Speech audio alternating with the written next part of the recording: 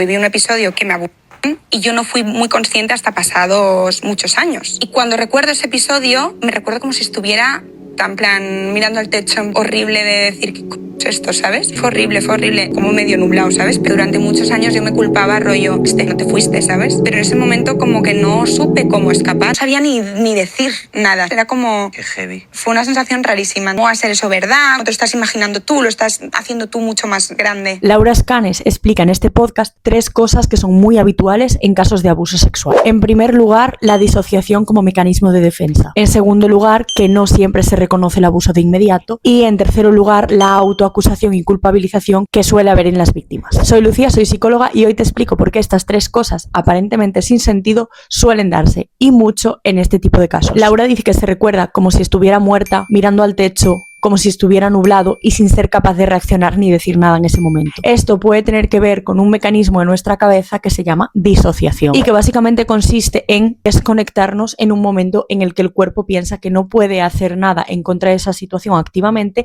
y por tanto decide hacerlo pasivamente. Es decir, desconectarse durante un rato, no de forma literal, evidentemente, la cabeza sigue al lado del cuerpo, pero sí de una forma simbólica. Es decir, la relación entre recuerdos, comportamiento, entorno, identidad y sentimientos cambia en ese momento y se hace mucho más difuso. Es una sensación muy rara y que suele aparecer ante hechos traumáticos como por ejemplo este que describe Laura en el podcast. Además es frecuente en víctimas de abuso que digan que no recuerdan a lo mejor cosas importantes del momento como la cara de su agresor, pero sí recuerdan el tipo de alcantarilla hacia el que se dirigía su mirada mientras abusaban de ellas. Esto, junto al hecho de que muchas veces no se reconoce el abuso como tal de forma inmediata, complica bastante el tema legal. Y esto también se ve viciado por el hecho de que la persona tiende a culparse y a pensar que lo podía haber evitado, con frases como las que dice Laura de ¿cómo va a ser eso verdad? Igual lo estás exagerando, seguro que no fue para tanto. Este gaslighting a nosotros mismos tiene mucha lógica porque de alguna manera si pensamos que fue culpa nuestra significa que podemos hacer